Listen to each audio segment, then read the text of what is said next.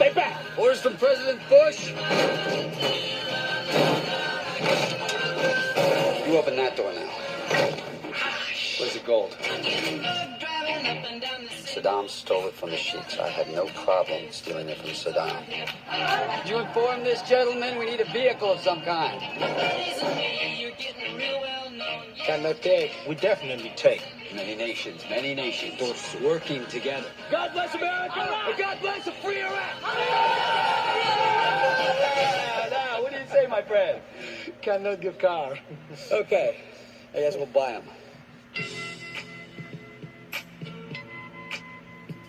We can't take you to the Iranian border. Then we don't have a deal. We just saved your life. We saved yours. Something happening here. We can help these people first, and then we'll be on our way. Bush told the people to rise up against Saddam. Now they're gonna slaughter. Warner Brothers presents George Clooney, Mark Wahlberg, and Ice Cube. Hello? Honey, it's me. Troy? Oh my God! When are you coming home? Well, I'm working on that right now, baby.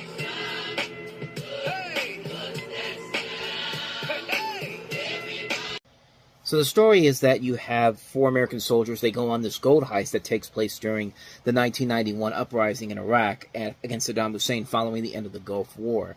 So in a way, it's kind of a war equivalent to a precursor to what George Clooney would be doing with Ocean's 11 just a couple years later.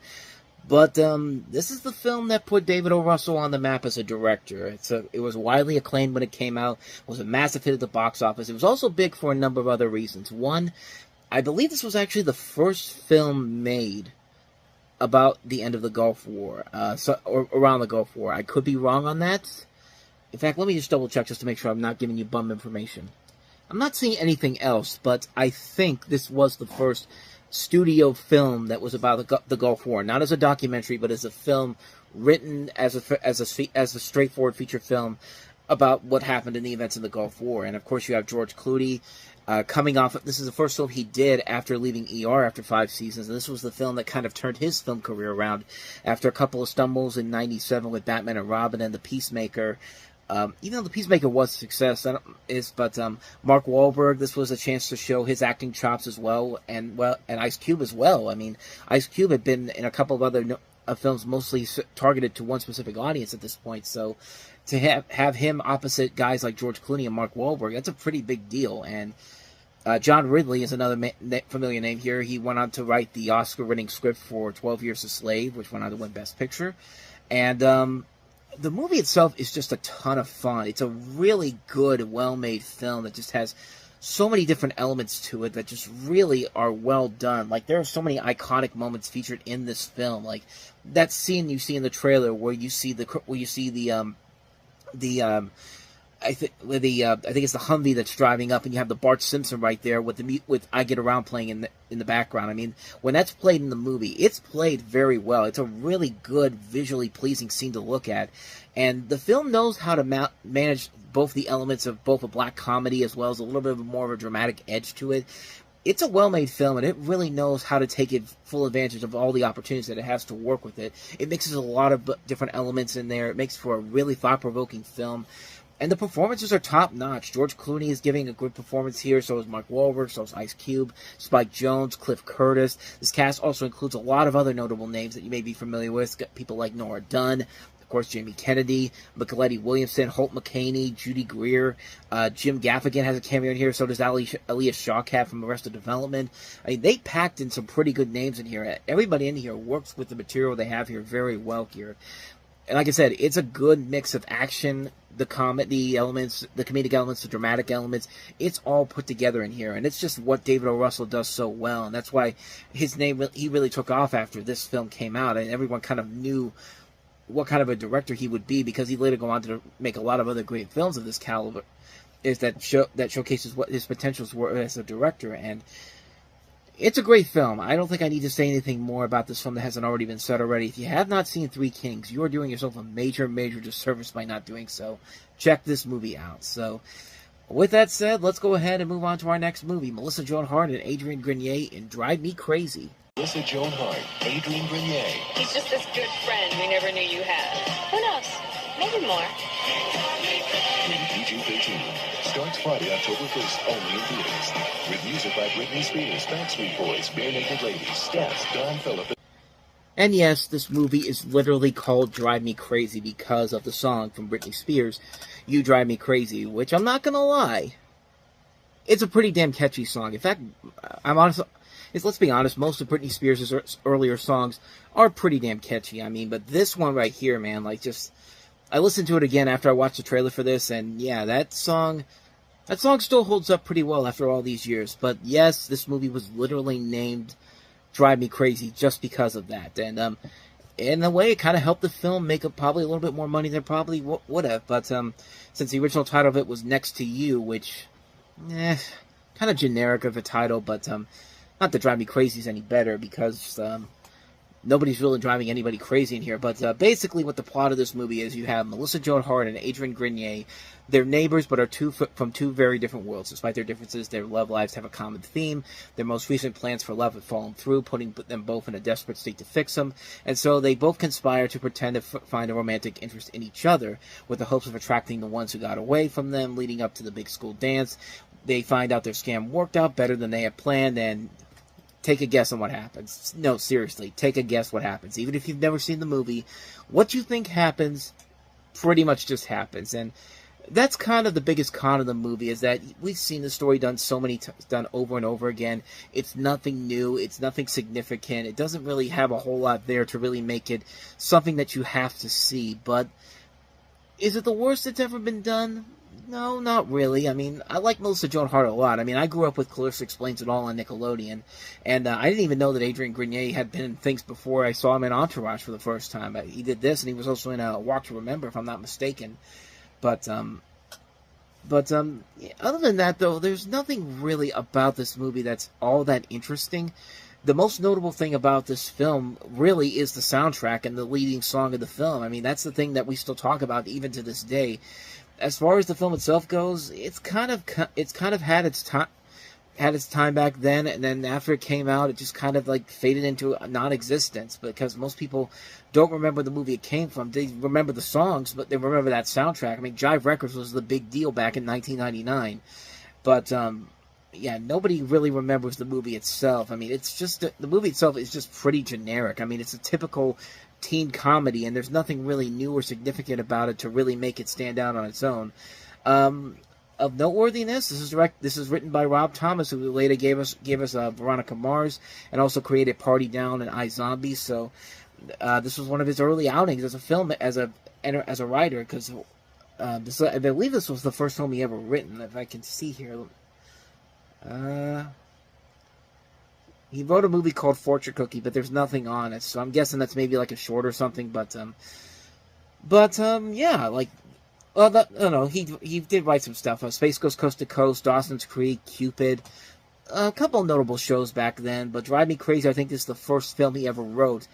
The only one of only two films he wrote. The other one was for the Veronica Mars movie that came out in 2014. But that's probably the only other noteworthy thing about the film. The film itself is pretty generic. It's a movie that doesn't really have anything new that you haven't figured out already, even by me telling you what the plot of the film was.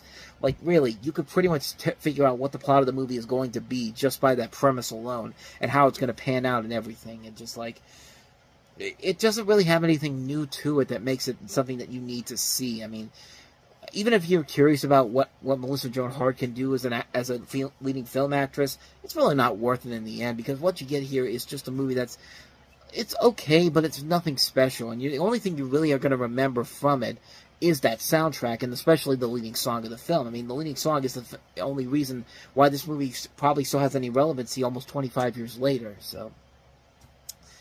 Not much more to say about that one, so that's Drive Me Crazy. So let's go ahead and move on to our next movie, and that is The Adventures of Elmo in Grouchland.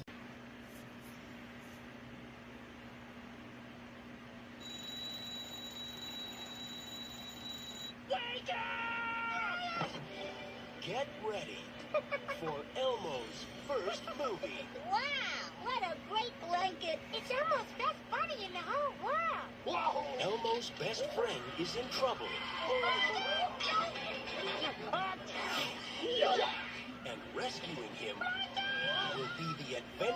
of a lifetime.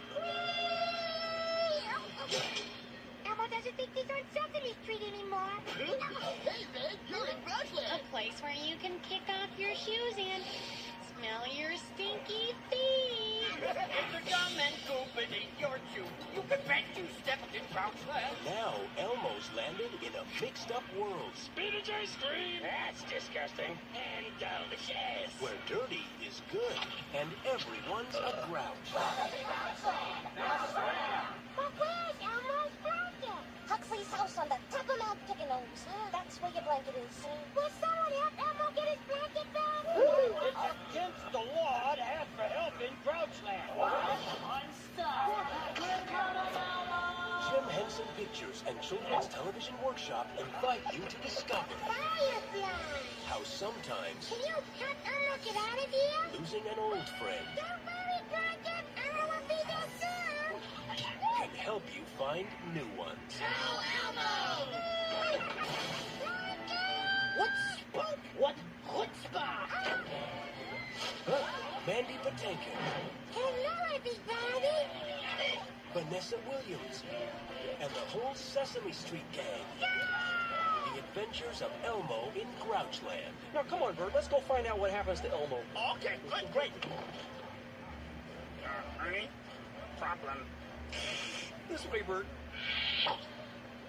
So yeah, this was the second of only 2 Sesame Street movies that went to the big screen. I know there was supposed to be another one that was done by Warner Brothers with Anne Hathaway in it that was supposed to be coming out soon, but we've not heard anything about it since the pandemic, so chances are that film's probably dead and buried right now. But this is the second of the 2 films following Follow That Bird, which I think is the far superior film, because this one it's complicated. What's the premise here?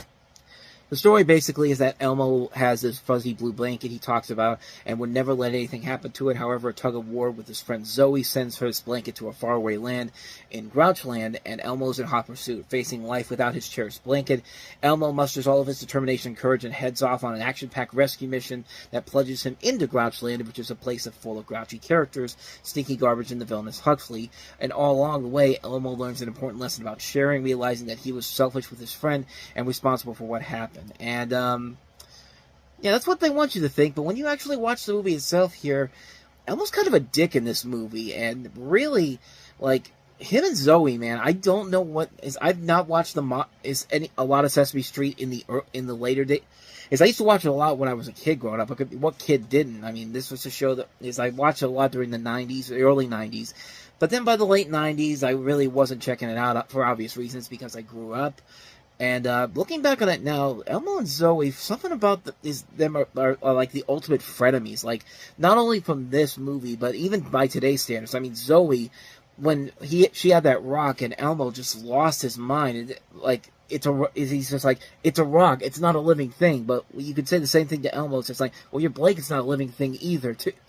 I'm just saying. But yeah, Elmo's kind of a jerk in this movie. I mean, the movie that premise makes you think that he's learning lessons in this movie, but really, he spends most of his time talking about the fact that he just wants his blanket back, and he just wants to get it back so much, and there really is not a good lesson to be taught in this film when you really look at it. I mean, this is a film that really, it feels like it was it's another one of those movies, kind of like with Muppets from Space, that feels like it was rushed, and like they wanted it out on a specific time of the year so it could actually get out there in time.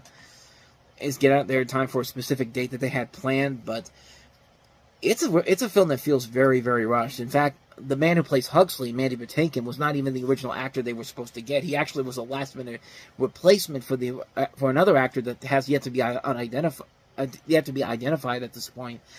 And yeah, this is a film that just feels. It does feel like Muppets from Space. It feels like a movie that just feels like they were on a deadline. They wanted to get this out at a specific time. They didn't let them take their time with this film.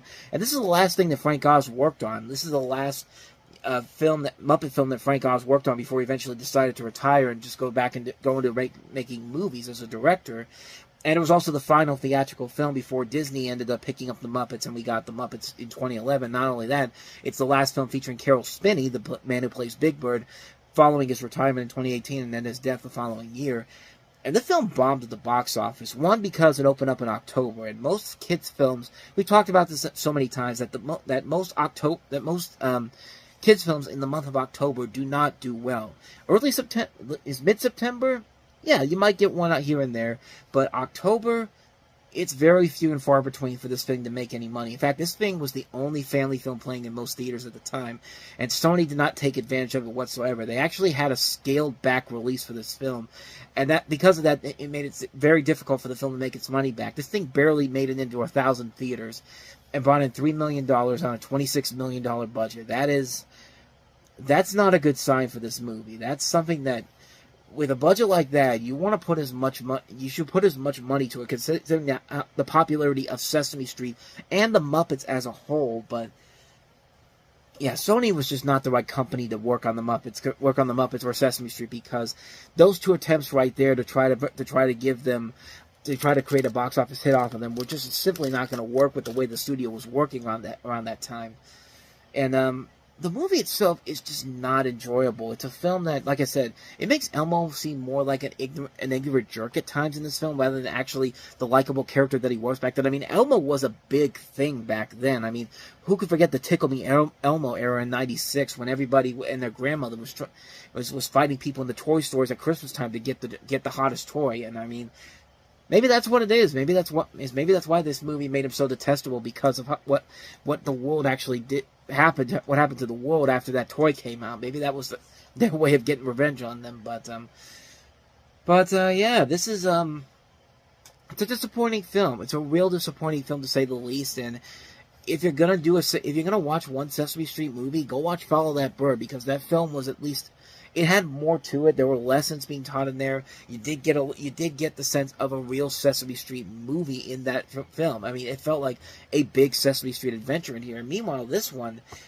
it really doesn't know what direction it wanted to go, and it's a shame, because Sesame Street is one of those things like it's kind of like the Peanuts. Like, it's very, nobody really has the nerve to try to modernize these characters from what made them so popular all these years. And even when they do, they get people that know what they're doing. I mean, they get people that know what exactly they need to do to make these characters feel as genuine as they do on the TV show. And it's a damn shame. It's a damn shame this movie did not turn out as well as it should have. A major, major disappointment, to say the least, on the Adventures of Elmo and Grouchland. So let's go ahead and move on to our last film, and that is Mystery Alaska.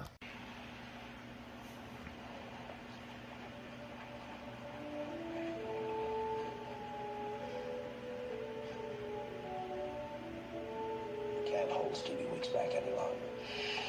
Well, you'll be first alternate, of course. John, every ex-player turned coach says they prefer coaching to playing. Because they can't play. What do you want this time?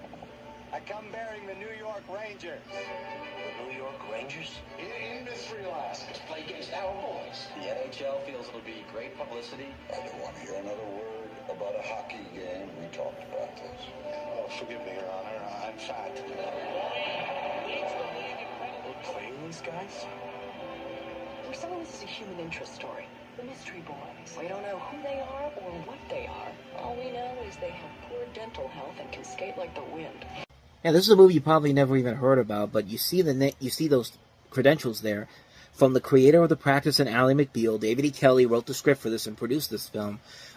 Jay Roach, the director of Austin Powers, made this film too. I mean, those are two big heavyweights in both movies and television coming together here. And not only that, you have a cast that includes Russell Crowe, Hank Azaria, Mary McCormack, Lolita Davidovich, Burt Reynolds, Maury Chaykin, I'm seeing all the other names here, Kevin Durand, Beth Littleford, Scott Grimes, Adam Beach, Mike Myers, Judith Ivey, Megan Price, Rachel Wilson, Michael McKeon, a lot of as Little Richard, Barry Melrose, Steve Levy.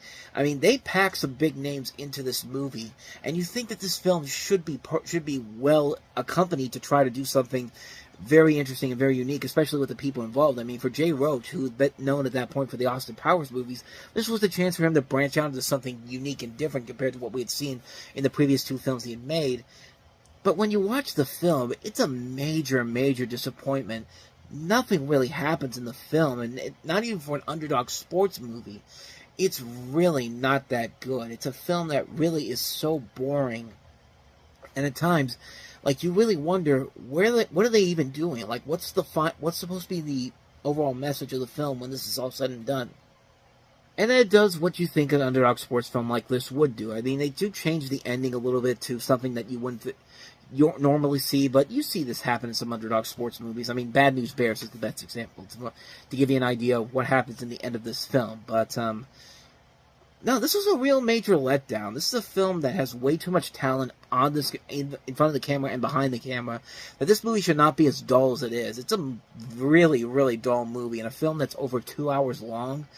Like, it really needed to be something unique and different and show what these two guys, David E. Kelley and Jay Roach, can do outside of their norm. But the end result is just a mess of a film that really does not have a whole lot there to make it something you need to see. And I was really disappointed with this film, considering the talent they had on board here. I expected so much more from it, and it's a real disappointment. It's a film that had so much potential to it, but it doesn't even have the qualifications of a cliched sports underdog storyline. It's just a boring movie. Nothing really happens in it, and it's a real unfortunate performing film. It's a film that's a major letdown on so many levels, and it's a shame because of all the promise it had, and it just doesn't deliver on it at all. So, real disappointment. So that's Mystery Alaska. Involved was at 7:37. My wife was on that plane. Bet your husband would know. They were sitting together. Unfortunately, I'm in Congress. If they find out, it's in the newspapers. What's the last thing about your husband that you know is true? There's gotta be something, some sign. I don't trust this any more than you do. Random Hearts, rated R, opens everywhere October. So this is based off of a novel by Warren Adler that was released in 1984, and it's about a police officer and a congresswoman who discover that their spouses were having an affair prior to being killed in an air disaster. You would think this would be somewhat interesting, considering that you've got Harrison Ford and Kristen Scott Thomas among the cast, and an esteemed director like Sidney Pollack, but, yeah, this is a really boring film. It's a really dull movie. The mystery is not that engaging. These actors are trying their best to try to keep this together in any way, shape, or form, and they just can't do it, man. I mean, this thing really struggles to be something intriguing and interesting. It's not interesting as a mystery. It's not interesting as, like, this somewhat of a romantic thriller in a way. Like the big problem with the movie is that the plot really has no plot. There really is not a whole lot to the plot with this, and it's a long movie. It's a film that's over 2 hours long, and it drags on. It's a really, really dull movie, and it's a film that really, I feel like, could have been a lot better if they had a better script to work with. You got a good director, you got good talent in front of the camera, but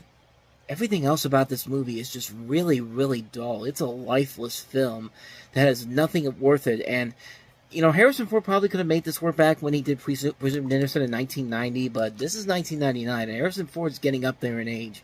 And even a guy like him, as a badass he is, he can't really make this work. And unfortunately for him and Kristen Scott Thomas, they're trying their best, but the material just isn't there to really warrant anything of value here. It's a real disappointment of a film, considering all the talent that's on the camera, and also with the director behind the camera. But other than that, though, this thing really needed a much better script. It was in development hell for a number of years, and usually with these development hell projects, you really need the right people to come together to make this work, or you get a really, really bad film. And this is an example of a really, really dull film that has nothing to it at the end. And, yeah, not much more to say about that one. So that's Random Hearts. Let's go ahead and move on to our next movie, and that is Molly Shannon in Superstar. Want to be something? Sorry. In a world of somebody, Superstar. everybody thought she was a nobody. You superstar. Now, she's going to prove she's a Superstar. Molly Shannon. When I get nervous, I stick my fingers under my arms, and I smell them like that. Superstar. It starts Friday, October 8th. So this is, of course, based off the Saturday Night Live character Mary Catherine Gallagher. And by the way, before we get to this movie, there was something I wanted to bring up with The Night at the Roxbury, because this was something that happened back around this time with Saturday Night Live. They did this thing where you can find this article on the website for Saturday Night Live talking about what the contracts were like back then.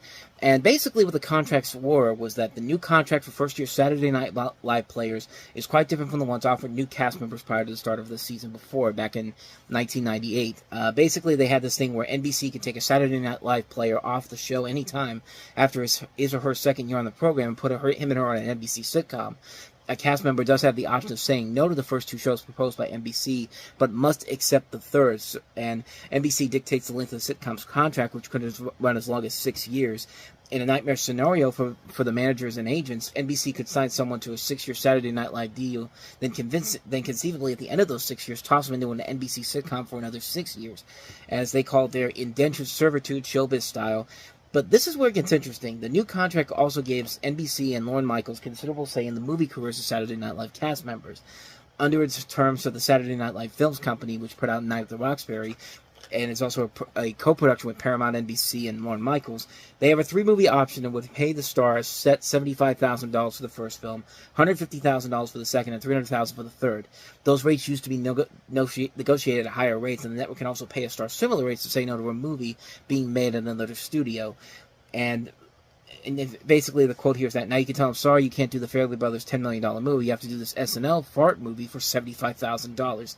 That's the quote from one of the managers there. So this was a very interesting time when it comes to those type of things. There was a longer story to this, but unfortunately I can't find the full details on the deal. But it's really, really weird on how that played out. But anyway, talking about Superstar. Superstar is based off of, like I said, the recurring SNL character by Molly Shannon, Mary Catherine Gallagher, who's a sardonic caricature of an unpopular teenage Catholic schoolgirl.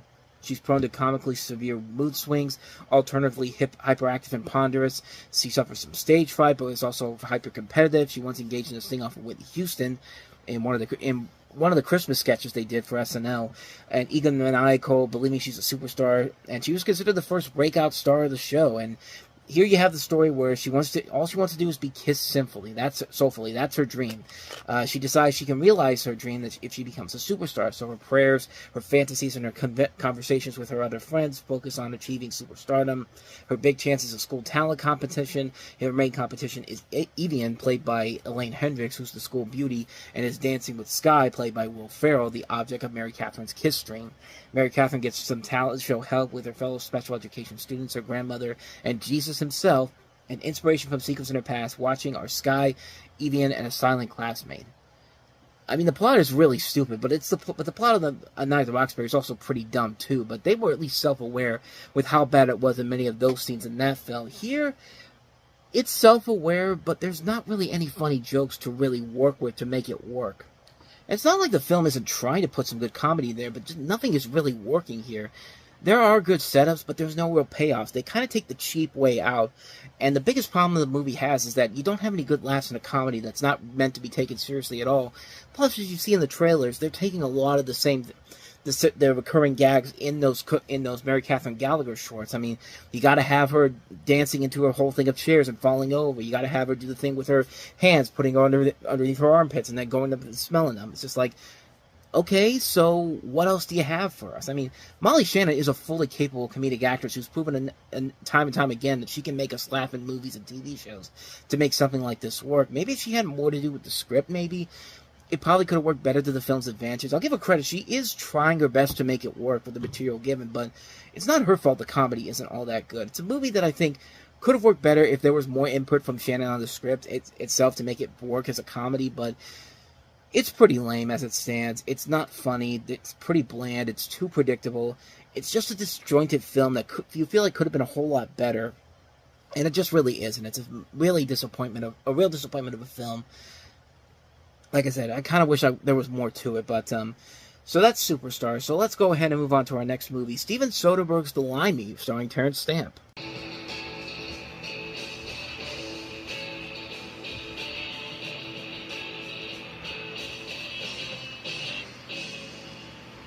Yeah, I almost forgot this was a Steven Soderbergh film. I usually like a lot of his work, and I know what it is, but I couldn't put it together that this was a Steven Soderbergh film at first, but here you have an English career criminal played by Terrence Stamp who travels to the United States to investigate the recent suspicious death of his daughter, and you have Leslie Ann Warren, Louise Guzman, Barry Newman, Nicky Cann, and Peter Fonda among the cast in here.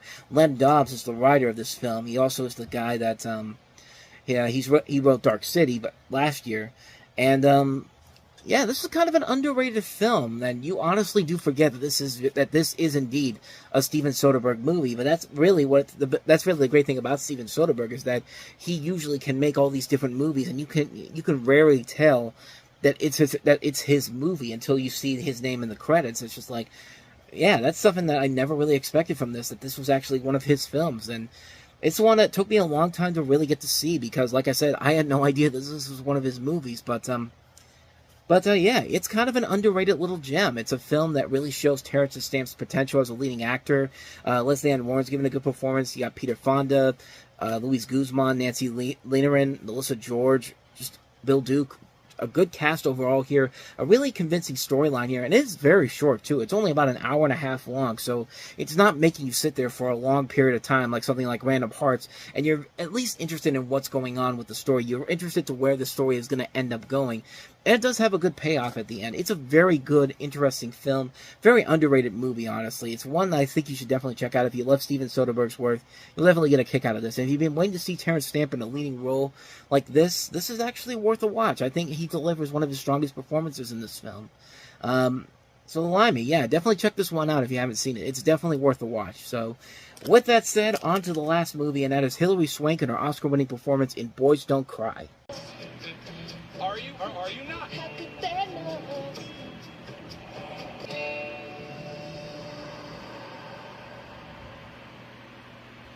So Hilary Swank plays this this trans man, Brandon Tina, who we've actually talked about him before. He's actually been the subject of a couple of other films, most notably the Brandon Tina story, which we looked at in a documentary last year, actually, in 1998.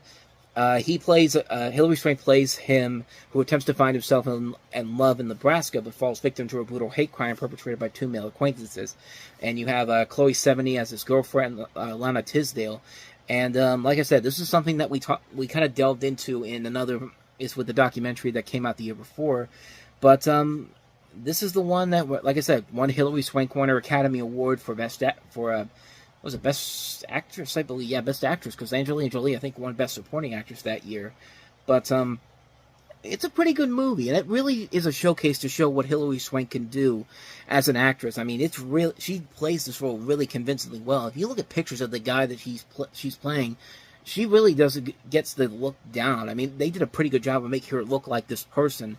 And it's a movie that really has stood the test of time. I think a lot of people can still look at this film over 25 years later and notice that this film really is still very much relevant, even by today's standards. I mean, it's a film that really is well done. Even if we don't know the story of this person in real life, Brandon Tina, you can get by the performances in this a lot. Hilary Swank, Chloe Sevigny, you believe their chemistry together. The director, Kimberly Pierce, does a pretty good job handling this story.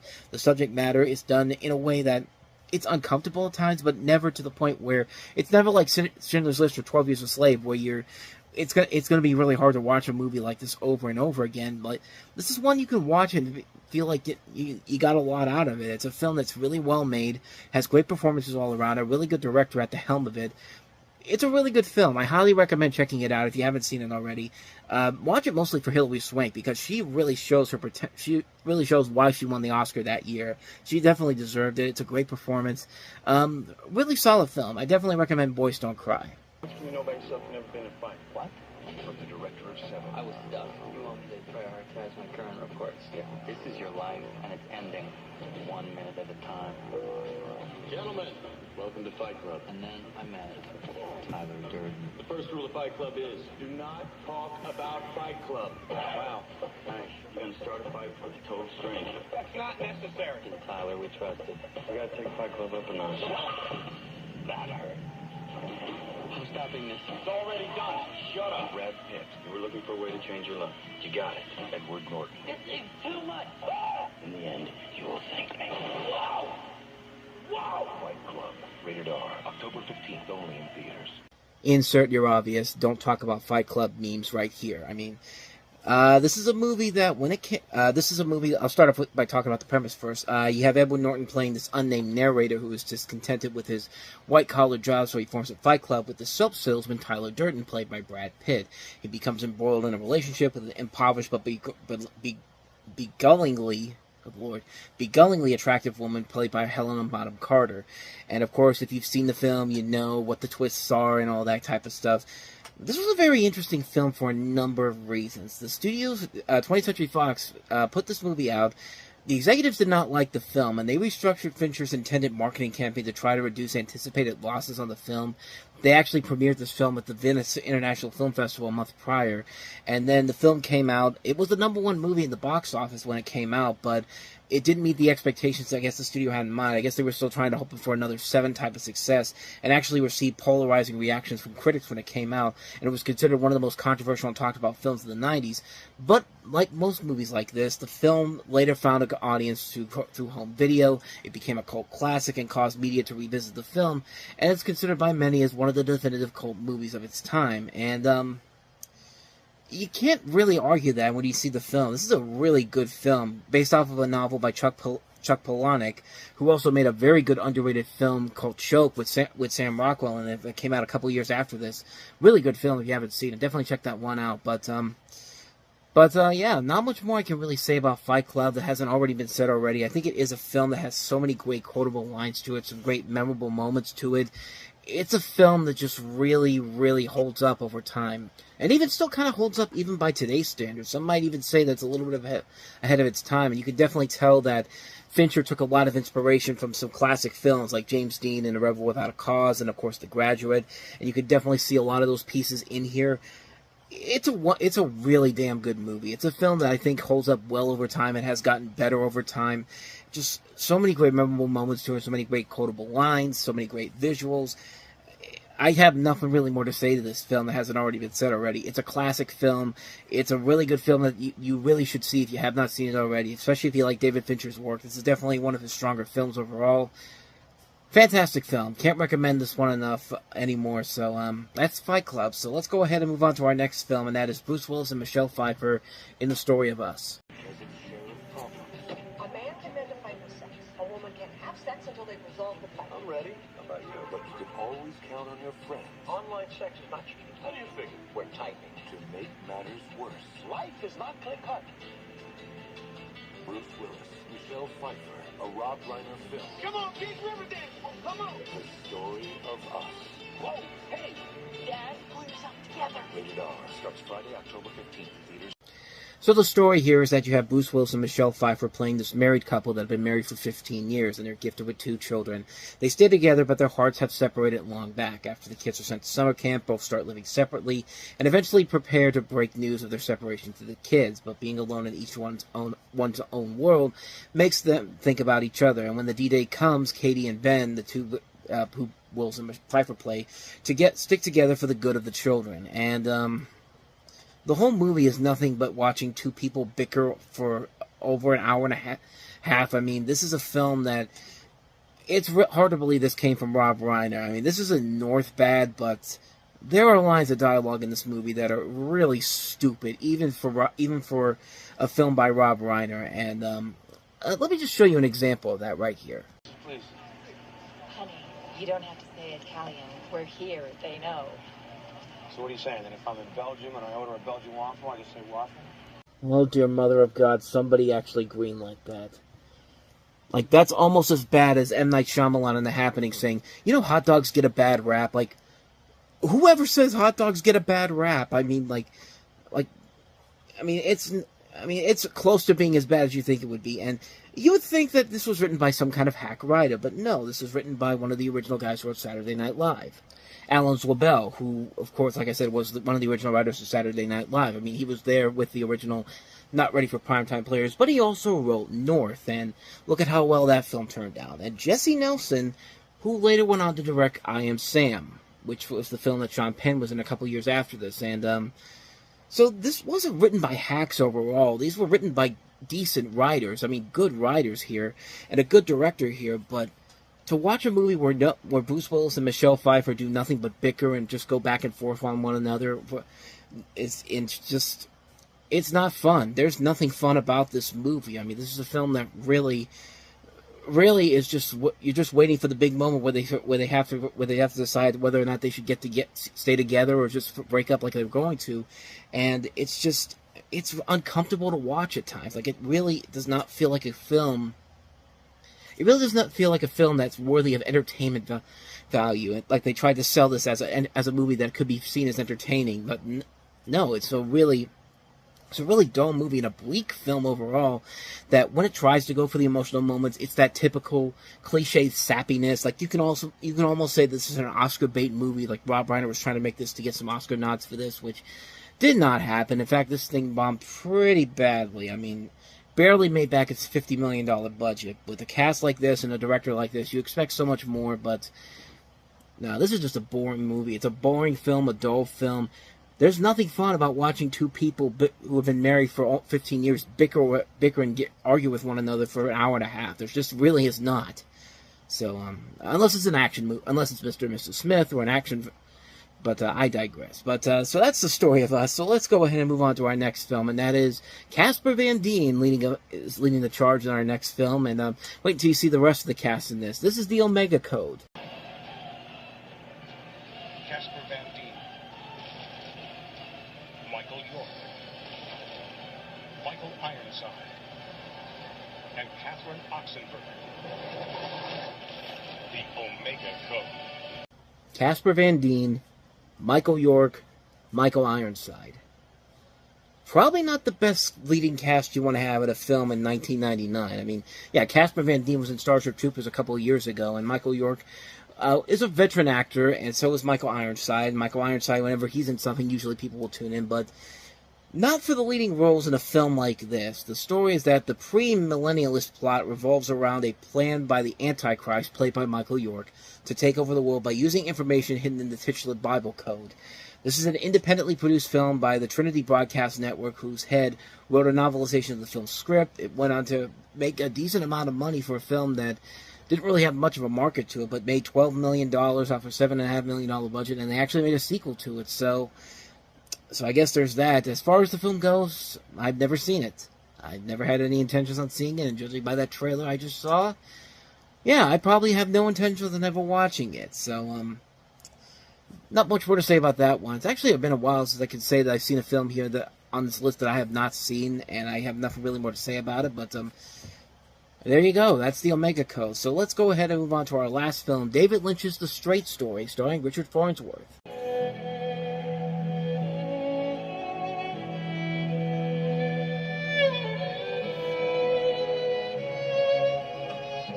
How far'd you come?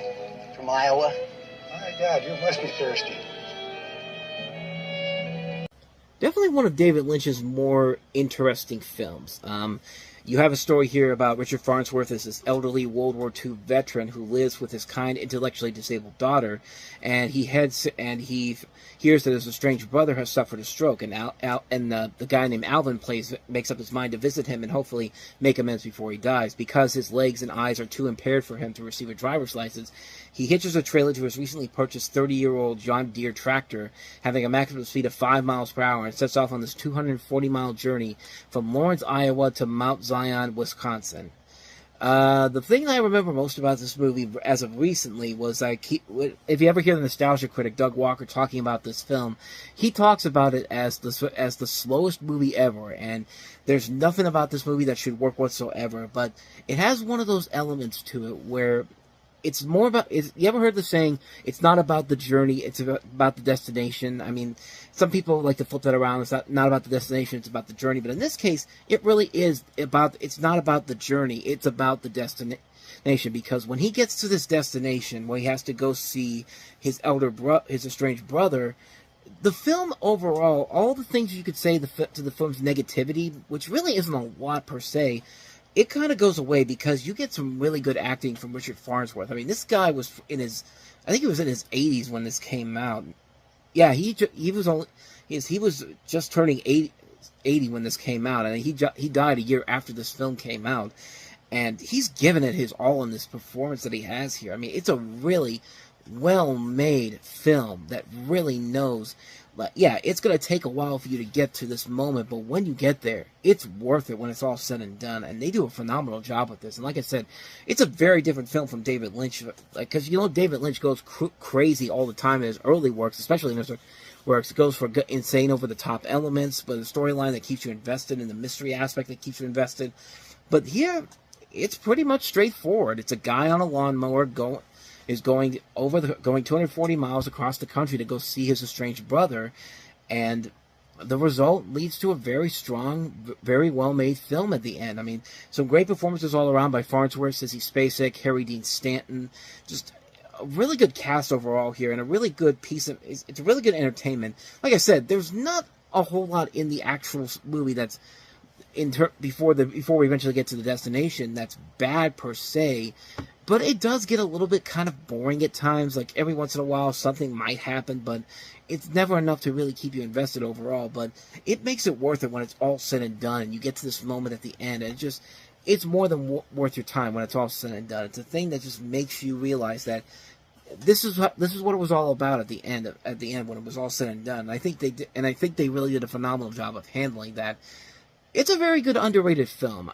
I will say that if you don't like slow burn pictures or movies that move at a very slow pace, you might want to skip it. But if you're really up to the challenge for it, it is worth it when it gets to the end. It's not even a long movie per se. It's a movie it's a little bit over an hour and a half long, but when you get to the moment when it really matters the most, it does pay off in the end. And I think the film does earn that warrants a recommendation from me on it. I think it is definitely worth a watch. If you haven't seen it and you can handle a slow burn picture, I'd say definitely check The Straight Story out, because it's a really good film and probably one of David Lynch's most underrated movies in my opinion. So yeah, check it out. It's A Straight Story. Leave your girl at home this weekend. Because I wanted to hang out with the guys. Mm-hmm. Between the things men think, marriage just don't curb that appetite for more women. In what world? And the things women know. I want to make love to you tonight. Are the moments that make it all worthwhile.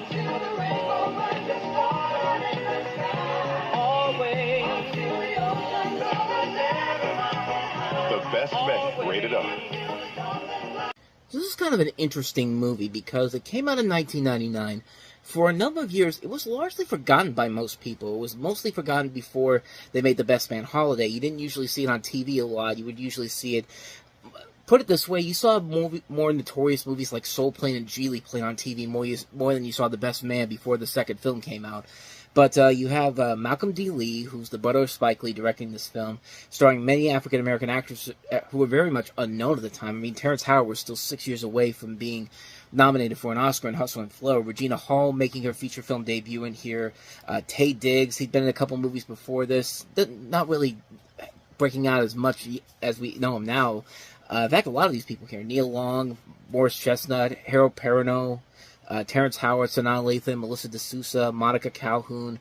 I mean, just these all great actors, but not really to the point where they would be at almost 20. It's almost to where they are right now. I mean, we still look at them nowadays as great actors overall, but back then they were relatively unknowns when this movie came out. This also was a film that was considered as a male-centered answer to female-centered comedy, stuff like Waiting to Exhale and Soul Food, kind of like what The Wood was earlier in the year.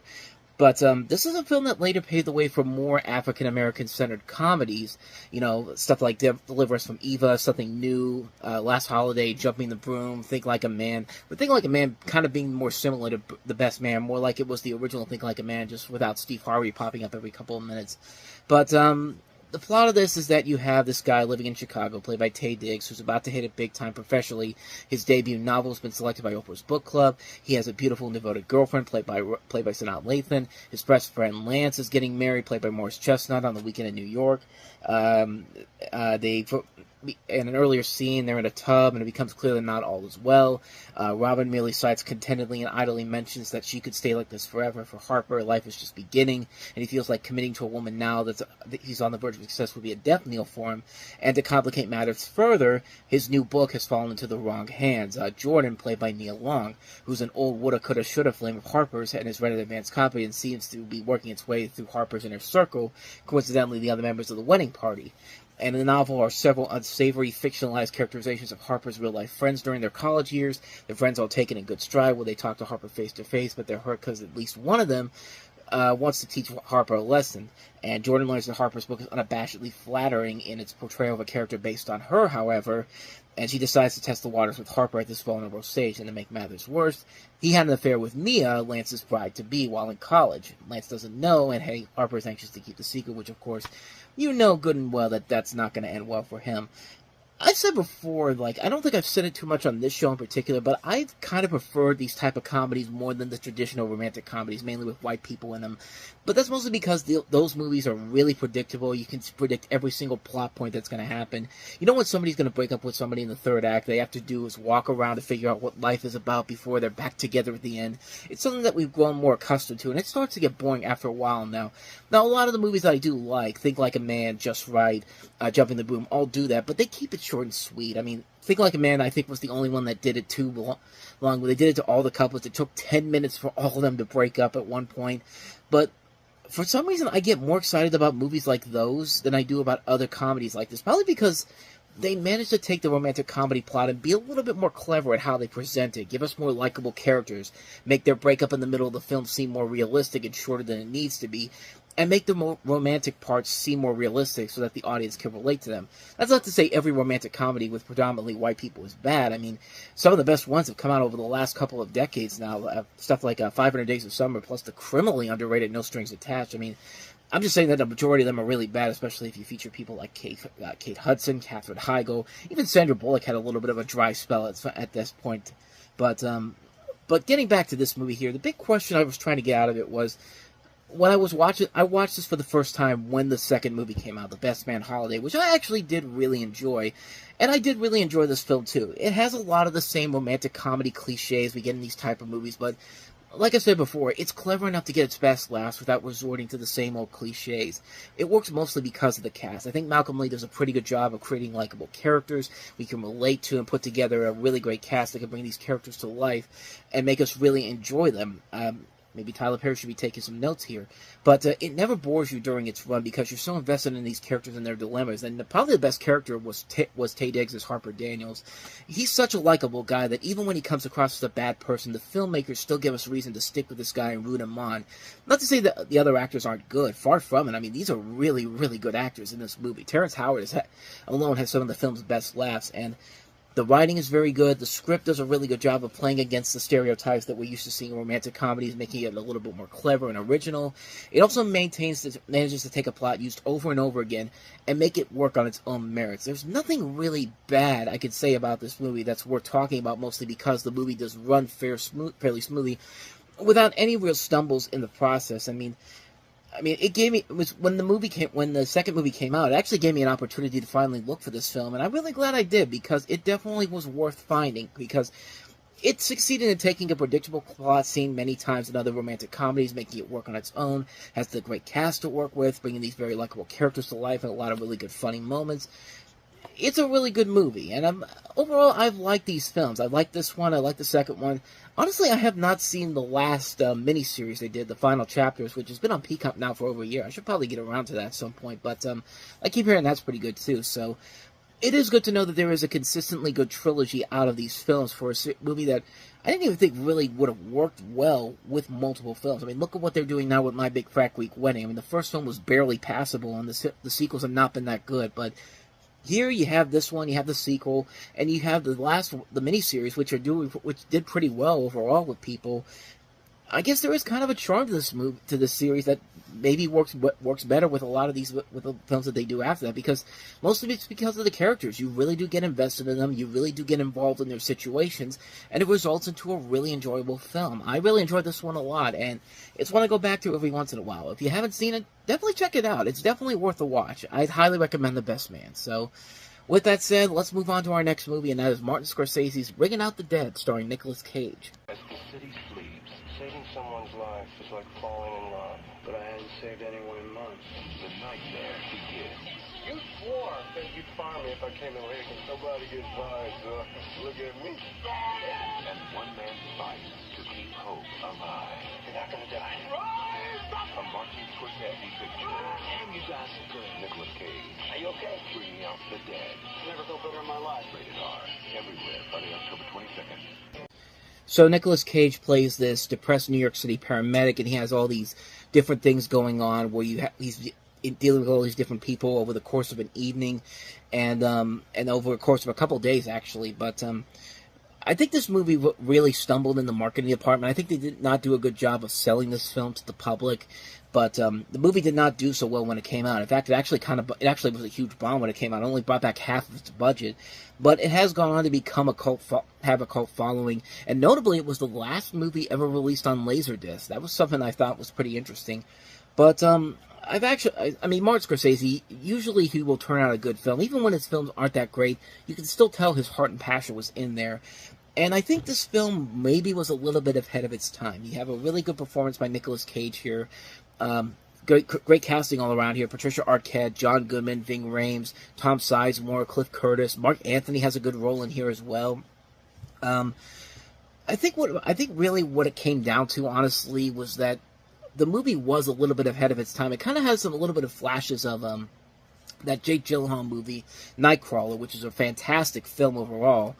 And you know, this film kind of reminded me of that. I mean, there's more. I mean, it's more than just one night, of course, but it really does work with the way that they really delve into Nicolas Cage's character overall, and it shows that Nicolas Cage still has it, man. I mean, after leaving Las Vegas, there was a little bit. This was kind of still around his time when everyone considered him to be a really good actor. Not that they don't now, but I mean, this is a film that really is well done and well executed, and really one of those films that definitely was not given the proper respect it deserved at the time, like a lot of movies around this year in 1999. But yeah, it definitely feels like a film that really has grown over time. It stood the test of time. It has all the acting there to make it work out there. Even Nicolas Cage himself considers it the best film. One of the best movies he's ever made, and he's made a lot of great movies. But yeah, this is a film that it definitely was ahead of its time. It was a film that did not get the proper attention it deserved when it came out, but luckily has found its way around ever since then to become something a really underrated gem of a film by Martin Scorsese. It's definitely worth a watch if you haven't seen it. I highly recommend checking this one out, Bringing Out the Dead. So with that said, on to our next movie, and a movie that's not quite... Now we get to some of the films that are not quite as good as The Best Man or Bringing Out the Dead. Let's start with Bats. Bats are friendly. Some bats are shy. But these bats are the ugliest and largest bats you ever want to meet.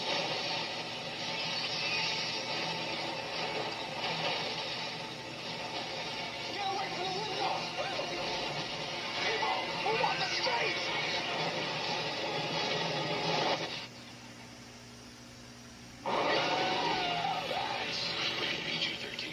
Starts Friday, October 22nd.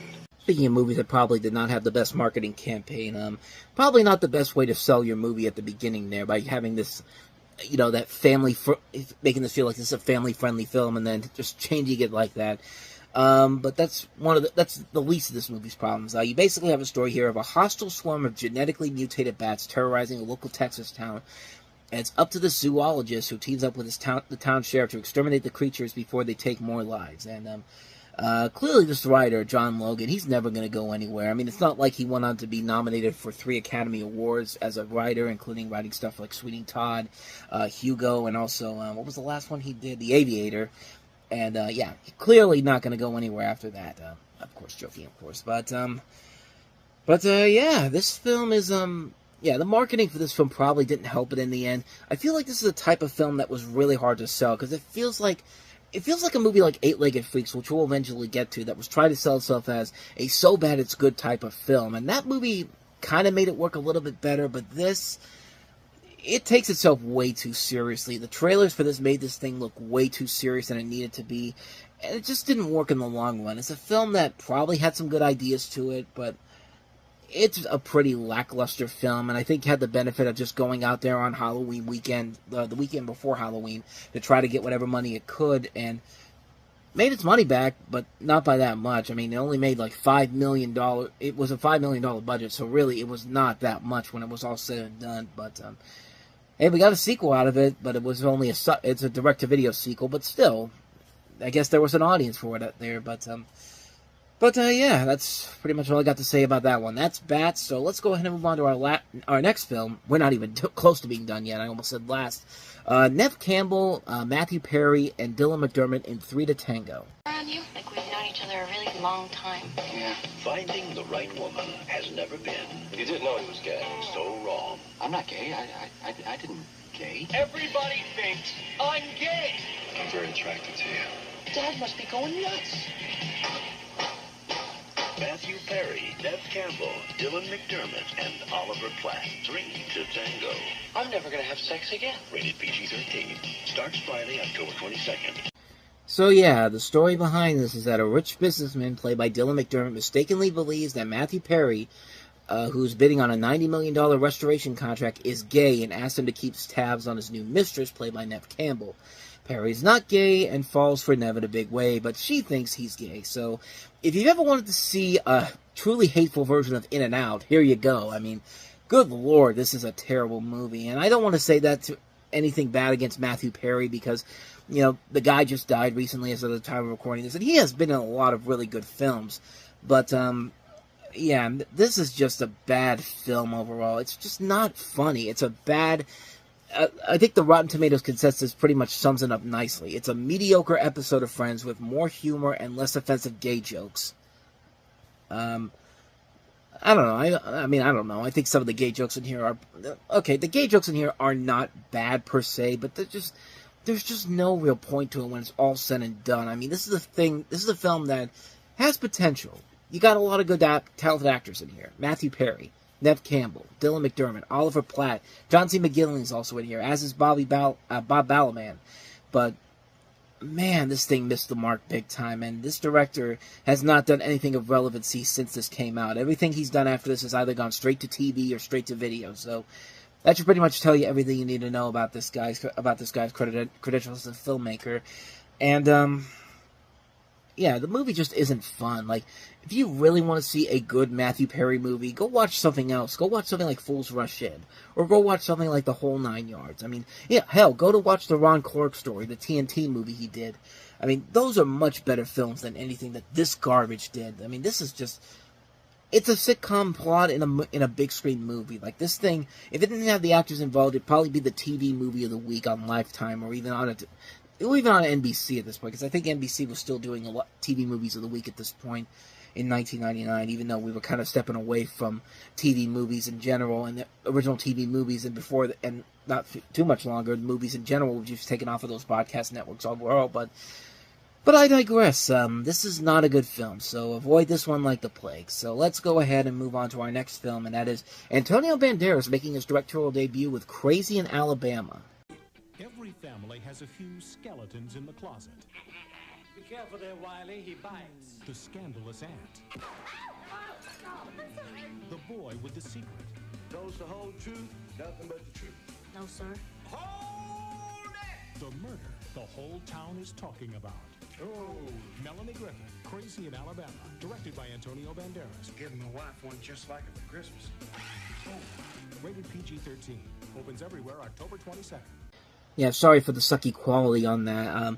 That was a trailer that I really had a hard time finding a good quality version of. I found the trailer, but the last 30 seconds just kept cutting out. It kept freezing, like, it's not because of me, but because of the video itself. And then the TV spot, the volume was so low, that's the only one I could use, so I tried to lift the volume up as much as I could on there, but that's the best I could do on such short notice. But here you have a story about Melanie Griffith playing an abused housewife who becomes an actress while a nephew deals with a racially motivated murder involving a corrupt sheriff played by, of all people, Meatloaf. For some reason, this is a film I wanted to see when it came out, and kind of glad I didn't do it at that time, and it took me a long time to finally see the film because, man, this thing had no idea what the hell they were trying to go for when it was all said and done, because this is not a very good film. For Antonio Banderas' directorial debut, it's not that he's doing a bad job with it, he's just not given a good script to work with. This is based off of a film novel by Mark Childress, who actually wrote the script for this, and I don't know. This is a film that really has it really has a tonal shift problem. Like, there's too many moments where it's trying to be this lighthearted comedy, and then at times it's trying to be this serious drama, and there's really no balance in this film. It doesn't balance the comedic moments, the dramatic moments out well at all, and when it's all said and done, it just doesn't really give you everything that you wanted from it. Melanie Griffith, I think, does a fine job in here, but it's not really a lot to say for this movie overall.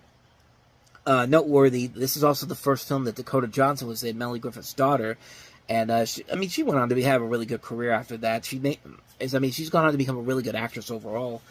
But yeah, besides that though, there's really not a lot here I can really recommend about it. It's too long, and it just doesn't have the balance that it needs to really be something worth watching on a big screen. And it's a major disappointment, because this is one I was actually looking forward to checking out when I was 10 years old, but I never got to see it, and when I finally did, I was pretty let down by it. So that is Crazy in Alabama. So on to the next film, and that is Body Shots. There are movies that define every decade. Now, at the turn of the century, comes a film for a new generation. I don't understand people who are afraid of sex. It's just sex. There's 3 guys, right? Mike, Sean, and Rick. Is there a 4th? There isn't. Oh no, please tell me it's not Trent. So how many are going to be there? 3, maybe 4? Good looking these chicks. What do you think? Okay, first mistake is trying to compare yourself to stuff like The Graduate, Saturday Night Fever, and The Breakfast Club. I mean, that takes a lot of balls to really think you're going to be as memorable as those films, which, surprise, this movie was not memorable in any way, shape, or form. You basically have a story here where a group of 20-somethings are planning to go out to a club for a night of fun. The following morning, one of the girls, Sarah, played by Tara Reid, accuses fellow clubber Mike, played by Jerry O'Connell, of date rape. The story of the previous ending is told through 2 different points of view, one being how Sarah remembers it, and the other how Mike remembers it, and this is notable because Tara Reid said the only reason she did a nude seat for this film was because her character was getting raped. She literally said, "I'd never do a scene where my character takes off her shirt for no reason, for just a little TNA. That's stupid. That's exploiting yourself. I pass on a lot of movies where they want me to do nude stuff where it's not necessarily for the role. It makes the film cheesy," which, that's a hell of a backhanded compliment when you consider how cheesy this film is, because this is a really, really bad movie. This is a film that doesn't know if it wants to be, again, like with a lot of the bad movies we've looked at so far this week, that doesn't know what the tonal shift is, doesn't want to be a comedy, doesn't want to be a drama. They really don't know what the balance is here. And there's a lot of good actors involved in here. Sean Patrick Flannery, Jerry O'Connell, Amanda Peet, Tara Reid, Ron Livingston, Emily Proctor. Good cast overall here, but man, just the tonal shift on this is just all over the place. It's just like, what are you even trying to accomplish here? I mean, what's the point? What's the end result of this? And I'm sorry, like, this is something that you cannot have it be this way. Like, pick a side, pick which tone you want to take with it, and just go with it. Because that trailer tries to sell this as a comedy, but it's not like that at all. It doesn't know exactly what direction it wants to go in, and it stumbles because of it big time. Like, this is a film that really needed a better writer to come in here and decide, what direction are we going for here? Do we go for a comedy? Do we go for a drama? We can't have it both ways, and the trailer in this movie made it feel like it was trying to go both ways, and it just did not work out in the end. It was a really bad film, a really big letdown considering the talent involved here, and not a good film. Not a good film at all. So, on to our next film, Elizabeth Shue in Molly. Between magic Romeo, stop! Juliet, wake up! See, she's okay! and medicine In your world, nobody ever says how they feel. lies the miracle. Thank you for giving her to me. That can set her spirit free. Academy Award nominee Elizabeth Shue. Molly. Oscar bait. That's all this is Oscar bait. Elizabeth Shue plays a 28-year-old woman with autism who comes into the custody of her neurotic executive brother. But I didn't even need to tell you that, because it ends on the most cliched, that trailer ends on the most cliched, riddled thing you could find in an Oscar bait film. Somebody standing in front of a water fountain with their hands up in the air and their eyes closed, like, I've achieved nirvana. Like, come on, man. Like, really? We're really doing this again? Like, it's just... I don't think I have anything more to say about that one. The movie is not that good. It's a bad film, and just a film that has such a tonal problem. Again, like with a lot of the movies that we've talked about this week, it's a bad movie that has a bad case of tonal shifting. Like, it doesn't know what needs to be funny overall and what needs to be dramatic overall. It can't decide which way it wants to go. And even MGM knew this film was going to bomb. This thing was made for $21 million. MGM cut their losses, eliminated the film's marketing budget, and released it on a single weekend in 12 cinemas in order to meet the legal obligations, and then never played again after that. Like, that's how you know this is a bad film, because even the studio said, oh God, we're not making any money off of this, are we? Just a bad movie, man. Just a bad movie. This actor's in here, and there's good actors in here too. Elizabeth Shue, Aaron Eckhart, Jill Hennessy, Thomas Jane, Lucy Liu. Like, you couldn't find a way to make this work, but nope, they went the Oscar bait route, and it stumbles badly. So, not much more to say about that one. So let's go ahead and wrap this one up, and let's go to a movie that knows it's not real, but people still love it. It's the WWF documentary Beyond the Mat. It's all supposed to be fun. I think we touched a lot of people. It's not supposed to be real. You stop me and drop me or something. But behind the scenes, it's a whole different story. It's been hurt too many times. You need a new knee now. Almost everyone feels like they got their money's worth out there. Beyond the Mat. We make movies.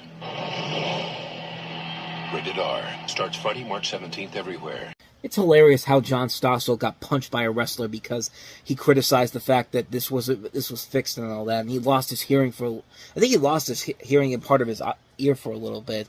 Or I don't know if he still has it or not, but I just remember that from an ABC News segment from the 80s. But here's a documentary that's pretty much literally telling you, oh yeah, this is all fake, but this is about the lives of professional wrestlers outside the ring, primarily Mick Foley, Terry Funk, and Jake Roberts, and it features both the WWF, ECW, during the rise of its popularity, and many other independent wrestlers and organizations. And it's a pretty fascinating documentary, really. Like, it's a film that, even if you know wrestling's fake, and even if you're not the biggest fan of it, you can still find a lot to get in there. It's kind of the wrestling equivalent to something like Hearts of Darkness. You know, it's a film that, even if you're not the biggest fan of Apocalypse Now, you can still find a lot to admire about Hearts of Darkness. You can definitely find a lot to admire about this film overall, too. I mean, it's hard-hitting. It delves into stuff that you really weren't expecting of a documentary like this to really delve into. And it creates a very unique and very interesting experience overall. Like, you really do get invested of everybody involved in this, and you really do get invested in these scenarios that they put themselves into, and the elements that they have to go into to really get these wrestling matches to come out looking as great as they want them to. And it leads into a lot of very intriguing situations, a lot of intriguing conversations in this film. It's a really good documentary. Like I said, even if you're not the biggest WWE fan overall, you can still find a lot to admire about this even by looking at it. It's a really well-made documentary. I'd highly recommend checking it out, Beyond the Mat.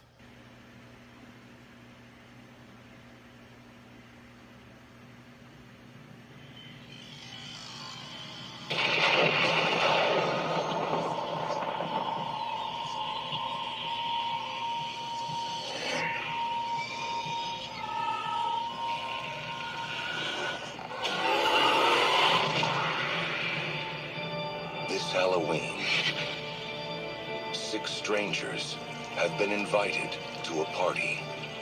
If they can stay up till dawn, they'll win $1 million each. The only catch is that they'll have to live through the night. Let the games begin.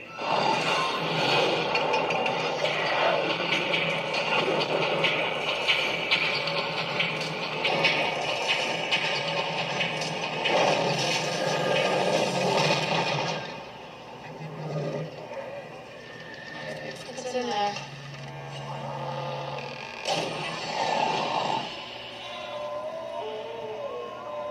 Hey, I think I got something.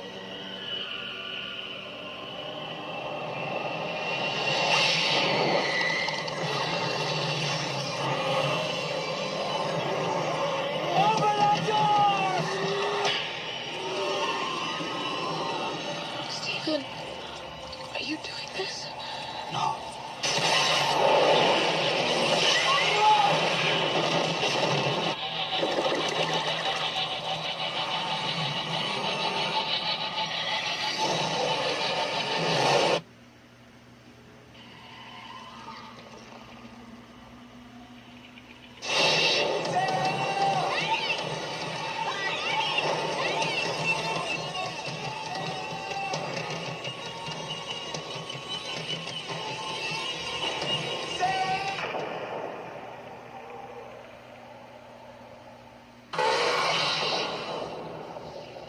That ghost said that was for Corky Romano. That's Chris Kattan, by the way, that got sucked up by the ghost there. But the trailer pretty much told you everything you need to know about the film. It's about a group of strangers who are invited to a party at an abandoned insane asylum where they're offered $1 million each by an amusement park mogul if they're able to survive the night. And as you can see, chaos ensues. It's pretty much a story we've seen done before. This is actually a remake of a 1959 film with the same name, but most notably, this is the first film by Dark Castle Entertainment, who went on to produce numerous other horror films, including other remakes, and is produced by Robert Zemeckis and Joel Silver, as well as Gilbert Adler, who of course were the same guys behind Tales from the Crypt. And because this is based off of a William Castle film, they actually had a contest, as you saw in the trailer at the end there, where they supplied promotional scratch cards to cinemas showing the film, offering ticket buyers a chance to win $1 million, similar to the movie's characters. And I will say this, though, comparing this to The Haunting remake that came out in the summer, this movie's a million times better. You can definitely tell that they put more effort into this than they did into that movie, because the CG effects in here, they look really good. I mean, these CG effects in here actually look pretty decent, and I like the way the creatures look in here. There was a lot of H.P. Lovecraft inspiration from these creatures. I mean, it's a really cool, gothic-looking film, and it really is legitimately terrifying at times overall. As far as everything else go, it's your typical horror film, honestly. The main cast overall is names that you pretty much know: Jeffrey Rush, Famke Janssen, Taye Diggs, we just talked about him in The Best Man last time, Ali Larter, Brigitte Wilson, Peter Gallagher, Chris Kattan. I mean, there are notable names, but they're doing kind of the cliches you expect for characters like this to do. They don't really have a lot of good chemistry here, but they're just here to be the victims and be the thing that the monsters are after. And at times, they could be kind of decent, but overall, you're here just for the special effects. And like I said, this kicks the crap out of The Haunting, and that's why I give this movie a lot more praise, because they did more with this than The Haunting did with whatever the hell the CG effects in that film were trying to do. I mean, it's not a good film overall, but I give it a lot more credit for at least trying and at least having more fun with the concept than whatever the hell The Haunting was trying to do. And for that, I give this more points. I'd say it's a ton of fun. Definitely check it out if you haven't seen it. If you're in for if you want to see some good scares in here, this is definitely worth a watch. So, House on Haunted Hill, not the best, but certainly a lot better than some of the other horror films that came out this year. And speaking of horror films, here's the master of horror, Wes Craven, doing a film that's not horror whatsoever. It's Music from the Heart.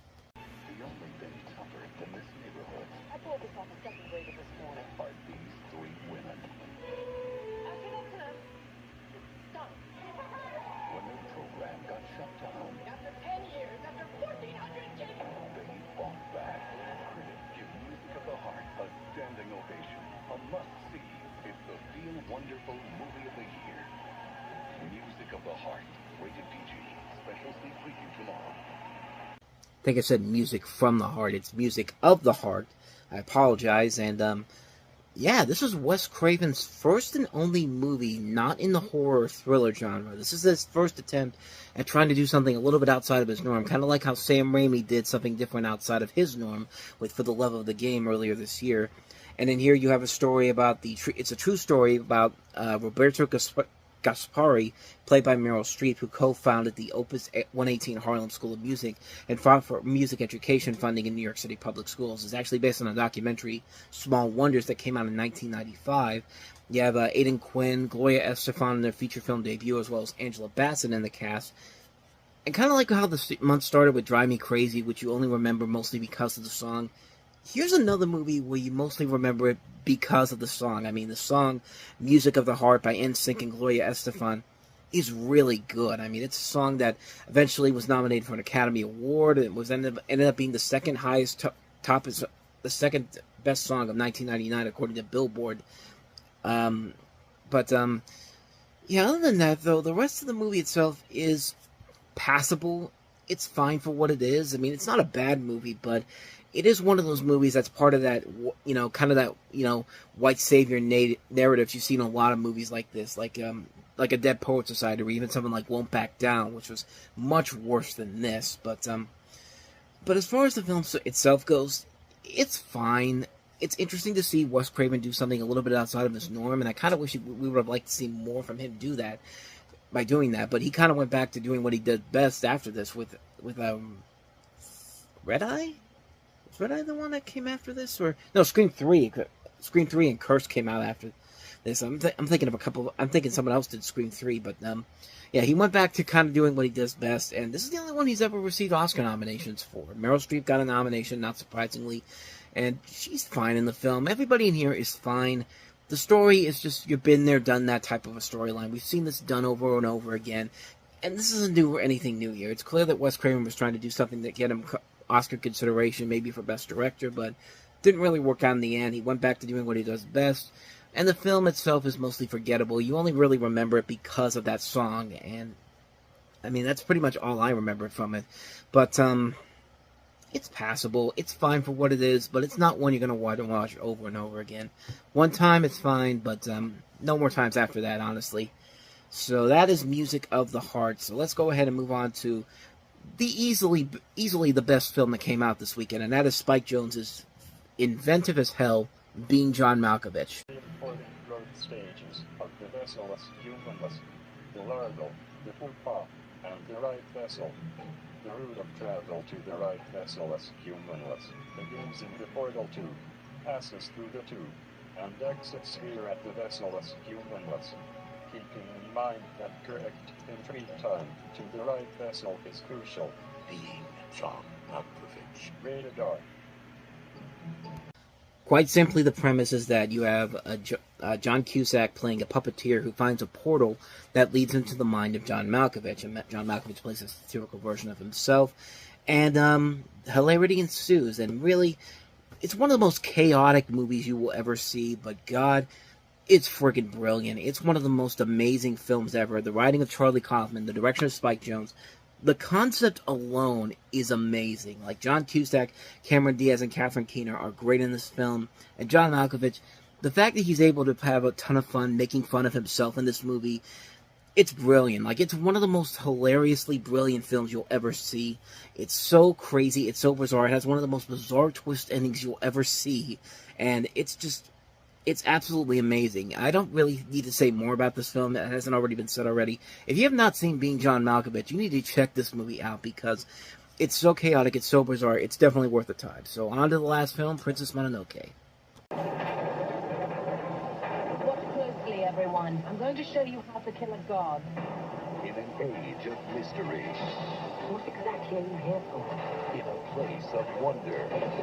A hero and a princess will change the fate of the world. From Miramax Films, Princess Mononoke. I'm not afraid to die. Rated PG-13. Starts Friday. So released originally in 1997, this is Hayao Miyazaki's story about the late Muromachi period of Japan, but it includes fantastical elements, and it follows this prince named Ashitaka and his involvement in the struggle between the gods of a forest and the humans who consume its resources, and it deals with the themes of Shinoto and environmentalism. And this is, of course, the American version, which was dubbed in 1999 with Billy Crudup, Claire Danes, Minnie Driver, Billy Bob Thornton, I'm looking at the names here, John DiMaggio, Gillian Anderson, Debbie Derryberry, Keith David. Phenomenal cast overall here, and kind of like with a lot of the movies, that, a lot of the Hayao Miyazaki movies, we got them because of what Miramax was doing at the time, taking these movies and bringing them into the U.S. And the script for the dub version of this was actually written by Neil Gaiman, of all people, and it was a pretty enjoyable movie. I think that a lot of people came to this film because of what Miramax was doing. Like I said, it was because of them. They were the ones who were putting it out here, and I think later on down the road, when the Japanese versions came out, we became more appreciative of these movies more because of the original takes on them. Although some of these dubs actually are pretty good. I mean, Spirited Away that comes out after this was really well done, and it actually ended up winning Best Animated Feature in 2002. And it's a pretty engaging movie. It's definitely a Miyazaki film. It's definitely a film you look at and see as not just as an animated film, but a really good, well-made, epic film. Like, it would be really hard to try to make this in live action. This is one of those, and Miyazaki's one of those guys that he knows that he has to make something that can never be done in live action for the most part. And for the most part, he does a fantastic job with this movie. It's an engaging epic, beautiful animation overall, a strong voice cast. It's a really well-made film. I don't think I need to say too much more about this one that hasn't already been said already, but if you haven't seen Princess Mononoke, if you haven't seen any Miyazaki films, get off your ass and go see them, man, because you're missing out on some really, really incredible stuff.